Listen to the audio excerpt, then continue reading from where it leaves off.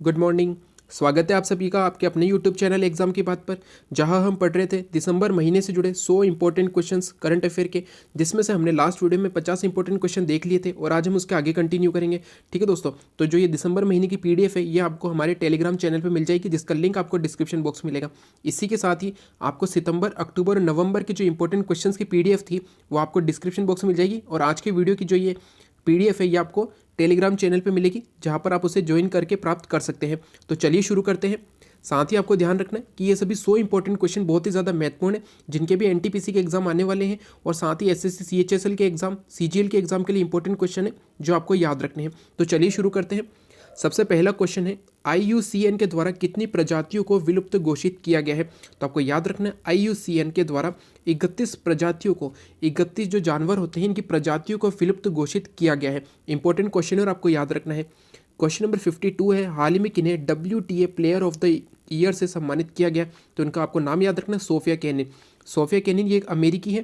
ठीक है दोस्तों, अमेरिकी टेनिस प्लेयर है सोफिया केनिन, और ये अवार्ड प्राप्त करने वाली 8वीं अमेरिकी बनी है। ये भी आपको याद रखना है कि सोफिया केनिन 8वीं अमेरिकी बनी है जिन्हें WTA player of the year से सम्मानित किया गया है।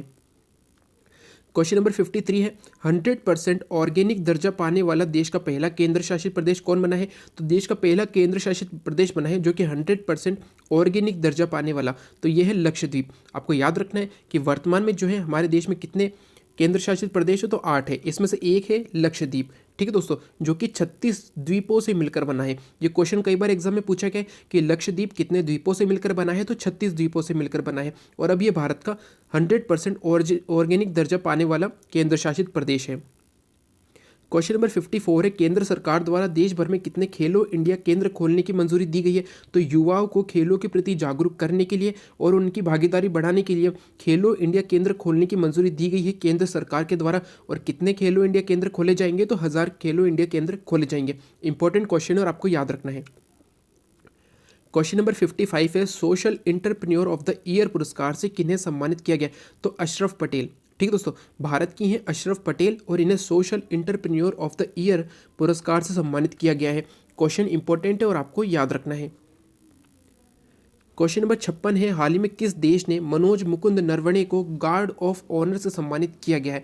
तो इनसे जुड़े दो इंपॉर्टेंट क्वेश्चन है जो आपको याद रखने हैं। सबसे पहले तो इन्हें नेपाल सरकार के द्वारा मानद पुरस्कार से सम्मानित किया गया था। जो नेपाल सरकार का मानद पुरस्कार है उससे सम्मानित हुए थे मनोज मुकुंद नरवणे, और अभी ये सऊदी अरब के 2 दिन के दौरे पर गए थे, जहां पर इन्हें गार्ड ऑफ ऑनर से सम्मानित किया गया। दोनों क्वेश्चन इंपॉर्टेंट है और ये क्वेश्चन एग्जाम में जरूर देखे जाएंगे, तो आपको याद रखना है। पहले तो नेपाल सरकार के द्वारा इन्हें मानद पुरस्कार से, दोनों में आपको डिफरेंस देखना है। मानद पुरस्कार से तो नेपाल सरकार ने, और गार्ड ऑफ ऑनर से सम्मानित किया है सऊदी अरब ने। दोनों क्वेश्चन इंपॉर्टेंट और आपको याद रखने हैं। 57 है, भारत ने प्रौद्योगिकी सहयोग के लिए किस देश के साथ समझौता किया है? तो हाल ही में भारत ने यूरोप महाद्वीप एक छोटा सा देश है ऑस्ट्रिया, तो भारत और ऑस्ट्रिया के मध्य प्रौद्योगिकी सहयोग पर समझौता हुआ है। क्वेश्चन नंबर 58 है, आरबीआई के द्वारा किस शहर में स्वचालित बैंक प्रसंस्करण केंद्र को शुरू किया गया है? तो आपको याद रखना है आरबीआई के द्वारा, राजस्थान की राजधानी है जयपुर, तो जयपुर शहर में स्वचालित बैंक प्रसंस्करण केंद्र को शुरू किया गया है। किसने किया है? तो आरबीआई ने किया है। अब बात है आरबीआई की, तो आपको आरबीआई से जुड़े कुछ इंपॉर्टेंट फैक्ट याद रखने। रिजर्व बैंक ऑफ इंडिया ये भारत का केंद्रीय बैंक है। एक सिंपल सा क्वेश्चन आता है कि भारत का केंद्रीय बैंक कौन सा है? तो वो है reserve bank of India RBI, जिसकी स्थापना कब हुई? इसकी स्थापना हुई 1 अप्रैल सन 1935 को। ये भी आपको याद रखना है, 1 अप्रैल 1935 को हुई थी आरबीआई की स्थापना। और इसके पहले गवर्नर कौन बने थे? तो इसके पहले गवर्नर बने थे सर ए स्मिथ। आपको ये भी नाम याद रखना है, सर ए स्मिथ जो थे इसके पहले गवर्नर थे। इनका पूरा नाम था सर ऑसबॉर्न स्मिथ। अगला क्वेश्चन आता है कि स्वतंत्र भारत के पहले भारतीय गवर्नर कौन थे? तो आपको उनका नाम भी याद रखना, उनका नाम है सर सीडी देशमुख। आपको दोनों नाम याद रखने, सर ए स्मिथ पहले गवर्नर थे, और सर सीडी देशमुख ये जो थे स्वतंत्र भारत के पहले भारतीय गवर्नर जनरल थे, जो उस समय तीसरे नंबर के गवर्नर जनरल थे। पहले थे सर ए स्मिथ, तो तीसरे थे सर सीडी देशमुख। और अभी वर्तमान में 25वें गवर्नर जनरल कौन है? तो वह है शक्तिकांत दास। तो ये इंपॉर्टेंट फैक्ट आपको याद रखने आरबीआई से जुड़े हुए। क्वेश्चन नंबर 59 है, भारत और किस देश के मध्य स्वाधीनता सड़क शुरू की गई है? तो आपको याद रखना है भारत और बांग्लादेश के मध्य, भारत और बांग्लादेश के मध्य जो है स्वाधीनता सड़क शुरू की गई है। इंपॉर्टेंट क्वेश्चन है एग्जाम के लिए और आपको याद रखना है। अब बांग्लादेश और भारत से जुड़ा एक इंपॉर्टेंट फैक्ट है जो आपको याद रखना है कि भारत की सबसे लंबी सीमा किस देश के साथ लगती है? तो जैसा कि आप जानते हैं कि भारत जो है अपने पड़ोस में 7 देशों के साथ सीमा लगाता है, इसमें से सबसे लंबी सीमा इसकी लगती है बांग्लादेश के साथ। इंपॉर्टेंट और आपको याद रखना है कि भारत की बांग्लादेश के साथ सबसे लंबी सीमा लगती है जिसकी लंबाई है 4096 किलोमीटर। आपको ये भी याद रखना है कितनी लंबाई है, तो 4096 किलोमीटर। एनटीपीसी के लिए बहुत ही इंपॉर्टेंट क्वेश्चन है और आपको याद रखना है कि 4096 किलोमीटर के साथ भारत और बांग्लादेश के मध्य की सीमा सबसे लंबी है। क्वेश्चन नंबर 60 है, अंतर्राष्ट्रीय मुक्केबाजी संघ के अध्यक्ष कौन बने हैं? तो हाल ही में अंतर्राष्ट्रीय मुक्केबाजी संघ के अध्यक्ष बने उमर क्रेमलेव। क्वेश्चन नंबर 61 है, किस राज्य सरकार द्वारा प्रत्येक जिले में मेडिकल कॉलेज खोलने की घोषणा की गई है? तो हाल ही में उत्तर प्रदेश राज्य के मुख्यमंत्री है योगी आदित्यनाथ और उन्हीं के द्वारा उत्तर प्रदेश के प्रत्येक जिले में, उत्तर प्रदेश में कितने जिले हैं? उत्तर प्रदेश में है 75 जिले, माफ कीजिएगा, उत्तर प्रदेश में है 75 जिले और प्रत्येक जिले में एक मेडिकल कॉलेज खोलने की घोषणा की गई है उत्तर प्रदेश की राज्य सरकार द्वारा। क्वेश्चन इंपॉर्टेंट है और आपको याद रखना है। क्वेश्चन नंबर 62 है, हिमा कोहली किस राज्य के हाईकोर्ट की मुख्य न्यायाधीश बनी है? तो हाल ही में हिमा कोहली को तेलंगाना राज्य का जो हाईकोर्ट है इसमें मुख्य न्यायाधीश नियुक्त किया गया है हिमा कोहली को। क्वेश्चन इंपॉर्टेंट और आपको याद रखना है। साथ ही एक और इंपॉर्टेंट क्वेश्चन याद रखिएगा कि तेलंगाना आंध्र प्रदेश से अलग होकर भारत का 29वां राज्य बना था, लेकिन वर्तमान में जो है भारत में 28 राज्य है। ये भी इंपॉर्टेंट फैक्ट आपको याद रखना है। तो हिमा कोहली जो है ये तेलंगाना राज्य की नई मुख्य न्यायाधीश बनी है। क्वेश्चन नंबर 63 है, डीआरडीओ के द्वारा किस राज्य में स्वदेशी मिसाइल पृथ्वी 1 का सफल परीक्षण किया गया? आप ध्यान रखिएगा, क्वेश्चन इंपॉर्टेंट है और आपको याद रखना है कि डीआरडीओ के द्वारा स्वदेशी मिसाइल पृथ्वी 1 का सफल परीक्षण किया गया ओडिशा राज्य में। ओडिशा राज्य की राजधानी है भुवनेश्वर। इसके वर्तमान में मुख्यमंत्री है नवीन पटनायक। इसकी राज्यपाल है गणेशी लाल। ये तो इंपॉर्टेंट फैक्ट आपको याद रखने। साथ ही आपको याद रखना है कि हीराकुंड बांध किस नदी पर है? तो वो है महानदी पर। हीराकुंड बांध और महानदी ये ओडिशा राज्य में है। ठीक है दोस्तों, ओडिशा राज्य में है कोणार्क का सूर्य मंदिर। ये मैंने आपको बहुत बार बताया है। कोणार्क सूर्य मंदिर किस राज्य में है? ओडिशा में है। इसका निर्माण 1250 में, तब यहाँ का राजा था कौन था? नरसिंह देव वर्मन। इसने 1250 में कोणार्क सूर्य मंदिर का निर्माण करवाया था। आपको ये भी याद रखने हैं। अब बात है डीआरडीओ की, तो डीआरडीओ से जुड़े कुछ इंपॉर्टेंट फैक्ट आपको याद रखने, जैसे कि इसका पूरा नाम है defence research and development organisation. स्थापना कब हुई? स्थापना हुई 1958 में। इसका मुख्यालय कहाँ पर है? तो नई दिल्ली में है। वर्तमान में इसके प्रमुख कौन है? तो जी सतीश रेड्डी है। ठीक है दोस्तों, साथ ही एक और याद रखना आपको 1958 से जुड़ा, जैसे कि भारत में है डीआरडीओ। ठीक है दोस्तों, भारत में डीआरडीओ की स्थापना कब हुई? 1958 में हुई। उसी प्रकार अमेरिका में नासा की स्थापना कब हुई? नासा जो है अमेरिका की स्पेस कंपनी है। जैसे कि भारत की कौन है? तो भारत की इसरो है। उसी प्रकार नासा है, नासा की स्थापना 1958 में। और अपने यहाँ पर इसरो की स्थापना कब हुई? इसरो की स्थापना हुई 1969 में। आपको ये सभी इंपॉर्टेंट फैक्ट याद रखने जो मैं आपको बता रहा हूँ। क्वेश्चन नंबर 64 है, इंटरनेशनल मुक्केबाजी hall of fame and music 2021 श्रेणी में किस मुक्केबाज को नहीं चुना गया है? ठीक है दोस्तों, यहाँ पर एक क्वेश्चन है, थोड़ा सा आपको चेंज करना है, कौन सा मुक्केबाज चुना गया है? तो आपको याद रखना है इस बार जो है 3 मुक्केबाजों को चुना गया है। किस में चुना गया है? तो hall of fame and museum 2021 में, जिसमें है फ्लायड मेवेदर। आपने इनका नाम जरूर सुना होगा, फ्लायड मेवेदर एक प्रसिद्ध मुक्केबाज है। व्लादिमीर क्लिस्टेस्को ये भी प्रसिद्ध है, और लेला अली। तो इन तीनों को जो है इस बार hall of fame and museum 2021 श्रेणी में चुना गया है मुक्केबाजी में। तो आपको ये तीनों नाम याद रखने, क्योंकि क्वेश्चन एग्जाम में आएगा और इनमें से कोई एक नाम होगा जो आपको चुनना होगा। या साथ ही क्वेश्चन ये भी आ जाएगा जो क्वेश्चन लिखा हुआ है कि इनमें से किसे नहीं चुना गया। तो आपको अगर ये तीनों नाम याद होंगे तो आप वो चौथा नाम पहचान पाएंगे जो नहीं चुना गया है। क्वेश्चन इंपॉर्टेंट है और आपको याद रखना है। क्वेश्चन नंबर 65 है, हाल ही में किस देश ने भारत को करेंसी मैनिपुलेटर्स देशों की लिस्ट में शामिल किया है? तो अमेरिका ने किया है। ठीक है दोस्तों, अमेरिका के द्वारा भारत को करेंसी मैनिपुलेटर्स देशों की लिस्ट में शामिल किया गया है। क्वेश्चन नंबर 66 है, हाल ही में किसके द्वारा भारत में 5,887 करोड़ रुपए की 4 परियोजनाओं को मंजूरी दी गई है? क्वेश्चन इंपॉर्टेंट है और एग्जाम में जरूर पूछा जाएगा, तो आपको याद रखना है हाल ही में विश्व बैंक ने भारत को 5,887 करोड़ रुपए की जो है 4 परियोजनाओं को मंजूरी दी है। भारत में 4 परियोजनाएं शुरू की जाएगी, जिसके लिए विश्व बैंक ने 5,887 करोड़ रुपए की मंजूरी दी गई है। अब विश्व बैंक ने दी है, तो विश्व बैंक से जुड़े कुछ इंपॉर्टेंट फैक्ट आपको याद रखना। इसका मुख्यालय का है वाशिंगटन डीसी में, स्थापना 1944 में हुई, और इसके प्रमुख कौन है? डेविड मालपास है। आपको ये नाम जरूर याद होगा, बहुत बार आप पढ़ चुके हैं। विश्व बैंक के जो है वर्तमान प्रमुख है डेविड मालपास।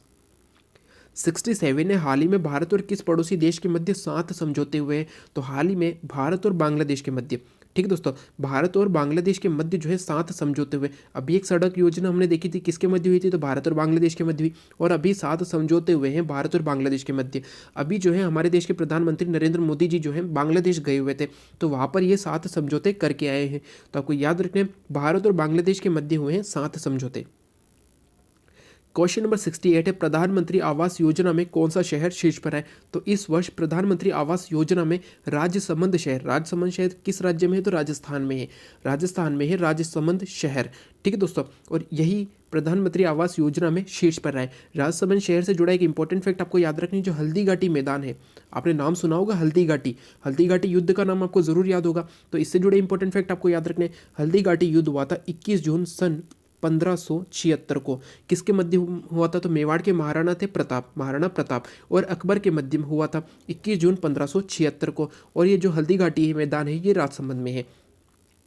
क्वेश्चन नंबर 69 है, हाल ही में किस महिला कुश्ती पहलवान ने कुश्ती विश्व कप में रजत पदक जीता है? तो भारतीय कुश्ती पहलवान है अंशु मलिक, ठीक है दोस्तों। और हाल ही में इन्होंने कुश्ती विश्व कप में रजत पदक जीता है।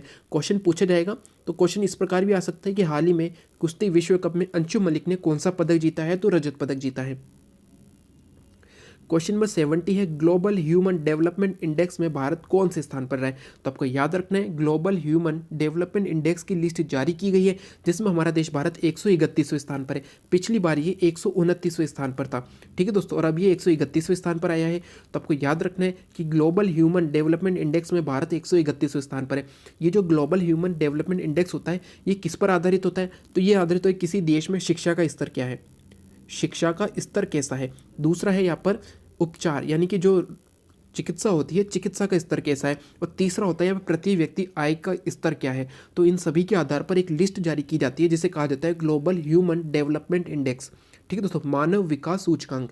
और इसमें जो है हमारा देश भारत अब 131वें स्थान पर है। और आपको याद रखना है पहले स्थान पर कौन है? पहले स्थान पर है नॉर्वे।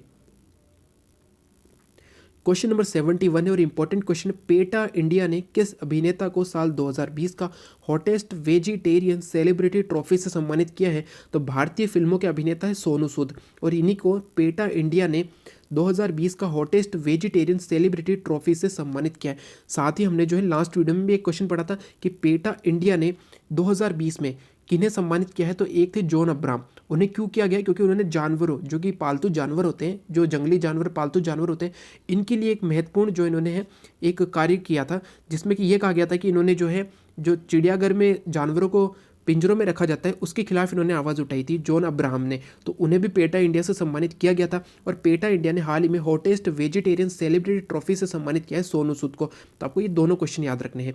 तो वे विद्यार्थी जो आज चैनल पर नए हैं, तो वो हमारा लास्ट वाला वीडियो जरूर देखिएगा, जिसमें हमने इससे पहले के 50 इंपॉर्टेंट क्वेश्चन देखे थे, ठीक है दोस्तों। नहीं तो आपको इसकी PDF जो है हमारे टेलीग्राम चैनल पर मिल जाएगी, जहाँ से आप इसे डाउनलोड कर सकते हैं।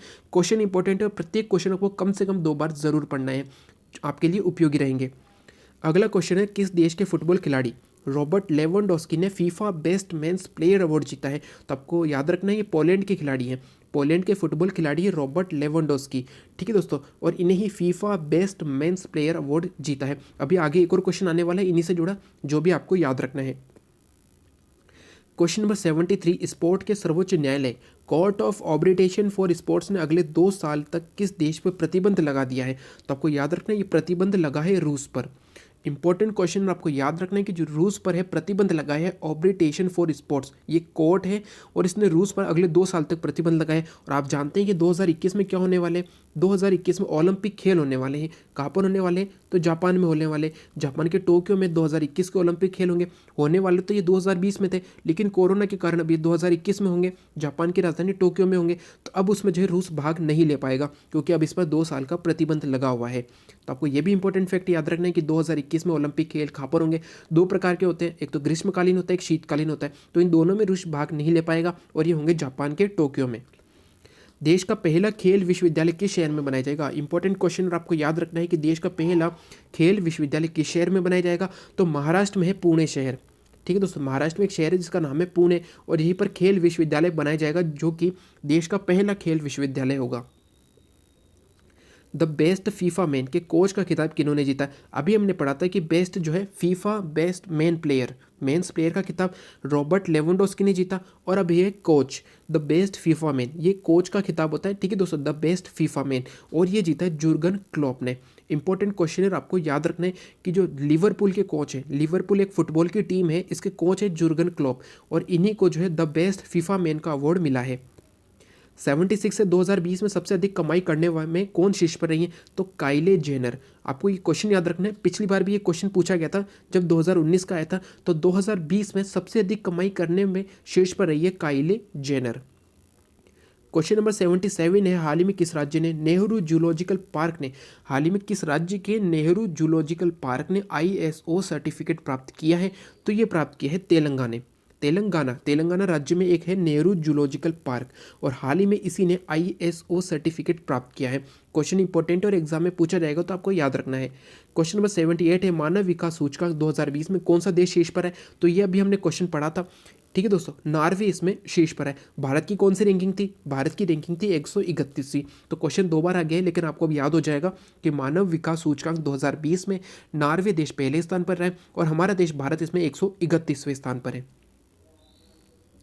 79 है, प्रधानमंत्री नरेंद्र मोदी जी ने किस राज्य में दुनिया के सबसे बड़े नवीकरणीय ऊर्जा पार्क का उद्घाटन किया है?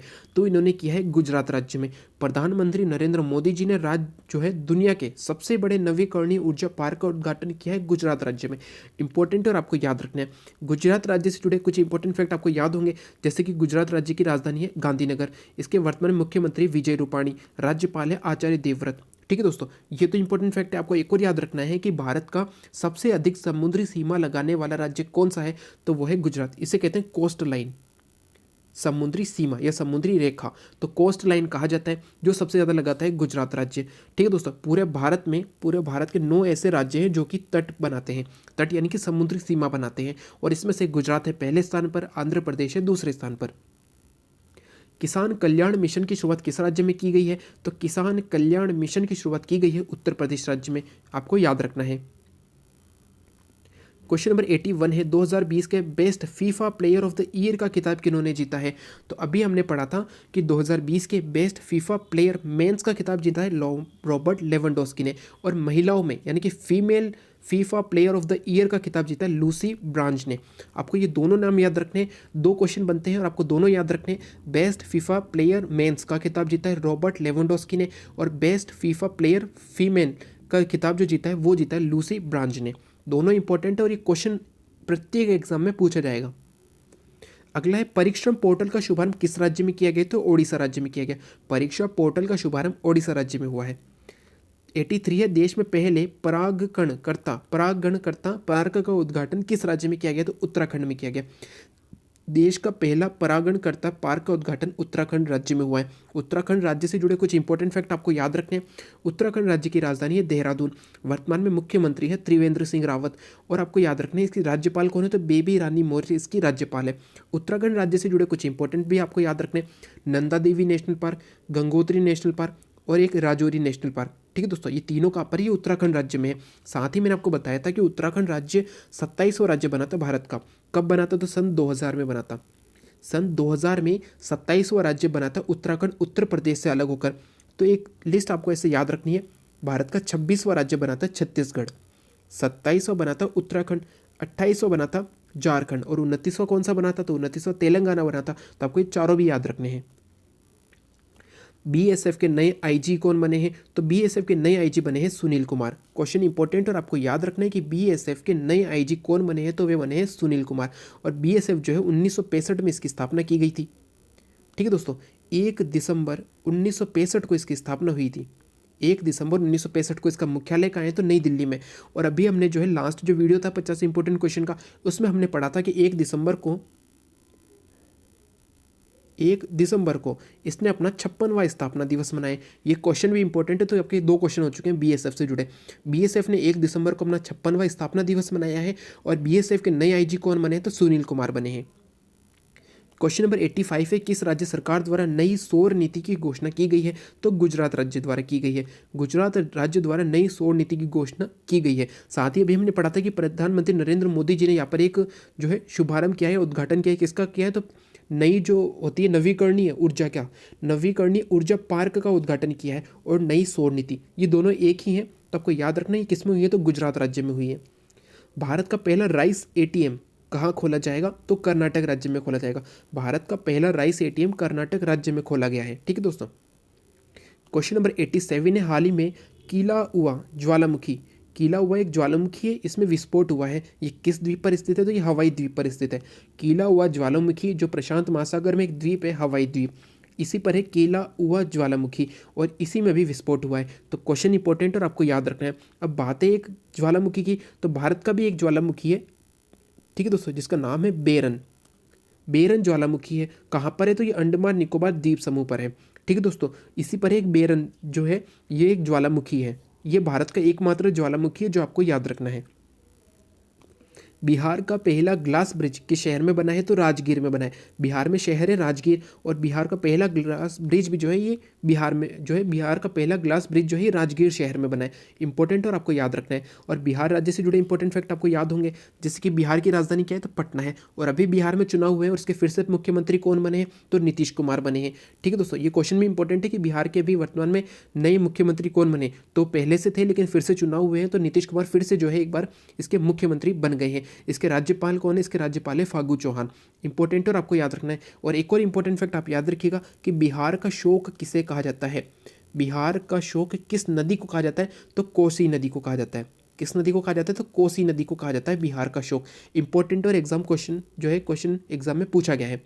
2021 में G7 बैठक की अध्यक्षता किसके द्वारा की जाएगी, तो ब्रिटेन के द्वारा की जाएगी। तो ये इंपॉर्टेंट क्वेश्चन इसलिए क्योंकि इसमें जो ब्रिटेन है, ब्रिटेन ने भारत को भी शामिल किया है, यानी कि भारत को भी आमंत्रित किया है G7 बैठक में। इंपॉर्टेंट और आपको याद रखना है। अब एक और इंपॉर्टेंट क्वेश्चन बहुत ही ज़्यादा महत्वपूर्ण है। The light of Asia, the poem that defined the Buddha, पुस्तक किन के द्वारा लिखी गई है, तो आपको इनका पूरा नाम याद रखना है। यहाँ पर जो है जयराम रमेश। ठीक है दोस्तों, कौन है, जयराम रमेश। जयराम रमेश के द्वारा एक पुस्तक लिखी गई है, the light of Asia, the poem that defined the Buddha. ठीक है दोस्तों, किसने लिखी है, जयराम रमेश ने लिखी है। क्वेश्चन इंपॉर्टेंट है और जरूर पूछा जाएगा, तो आपको याद रखना है। क्वेश्चन नंबर 90 है, हाल ही में एम.जी. वेद का निधन हुआ। ये किस क्षेत्र से संबंधित है, तो ये पत्रकारिता से संबंधित है।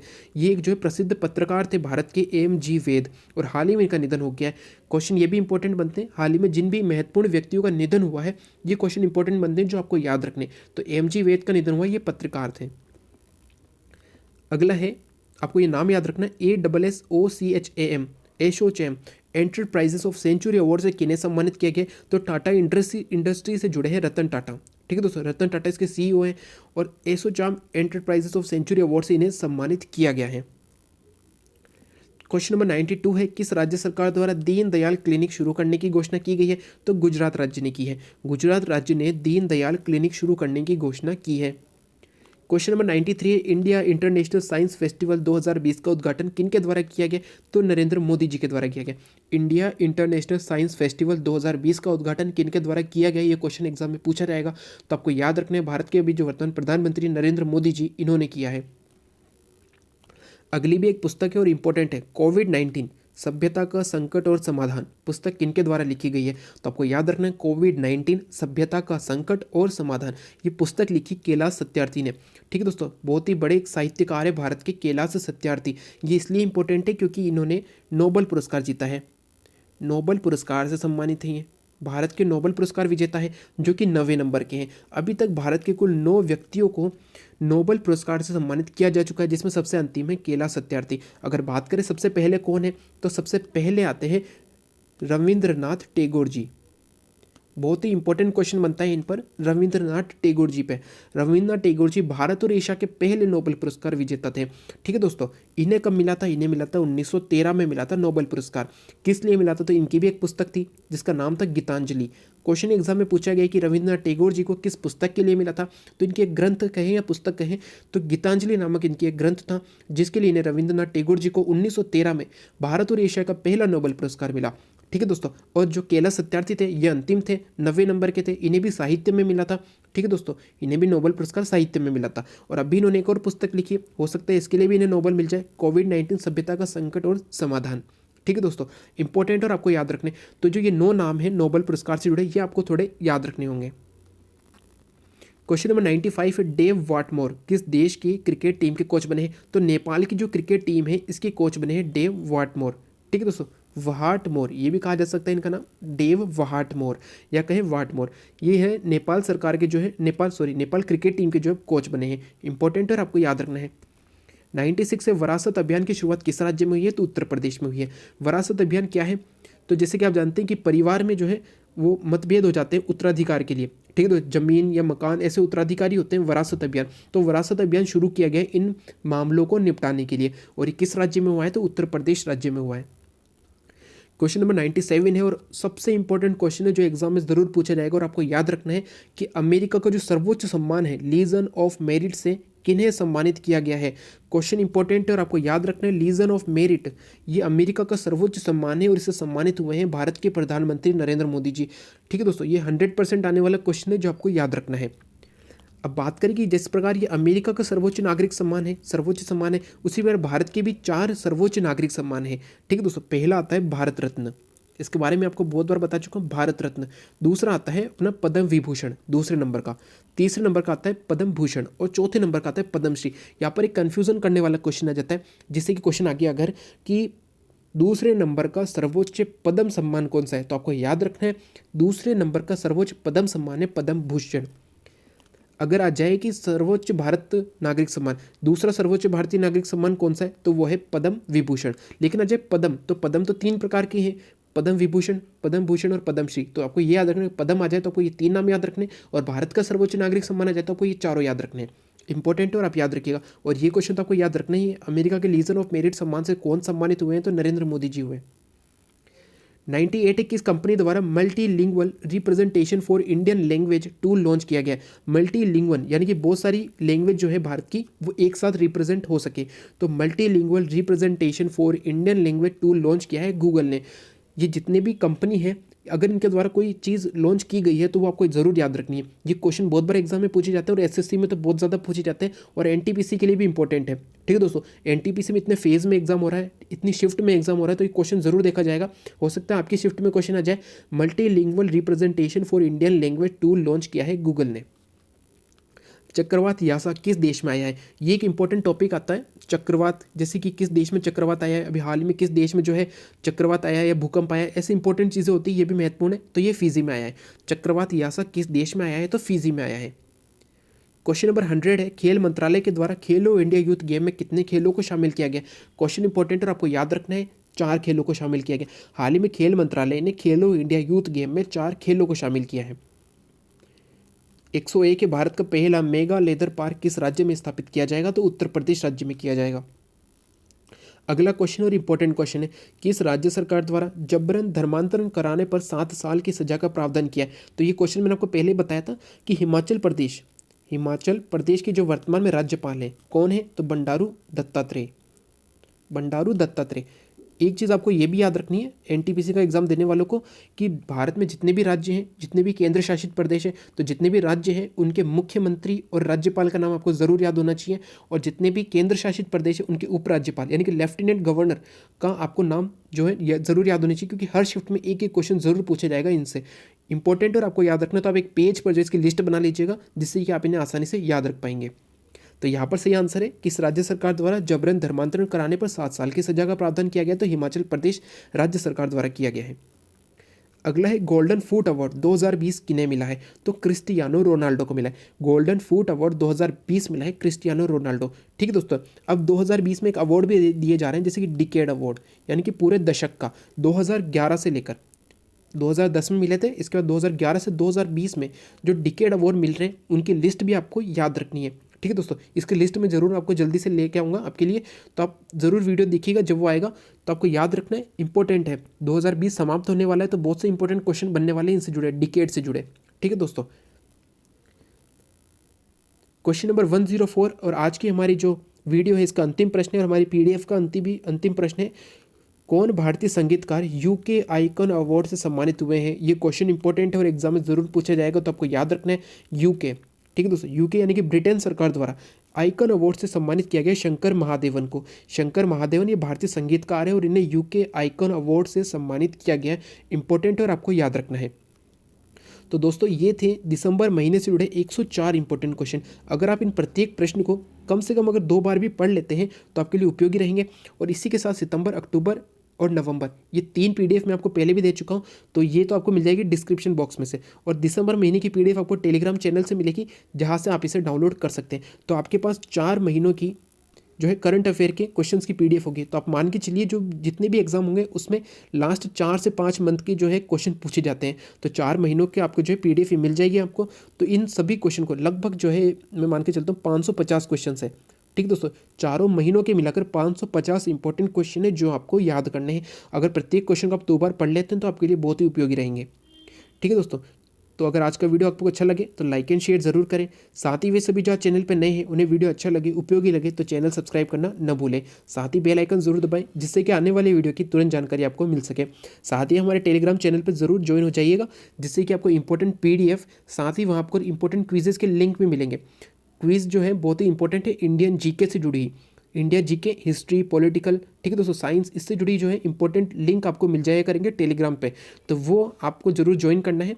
ठीक है दोस्तों, तो अगर आज का वीडियो अच्छा लगे तो लाइक एंड शेयर जरूर करें। बहुत बहुत धन्यवाद, थैंक यू।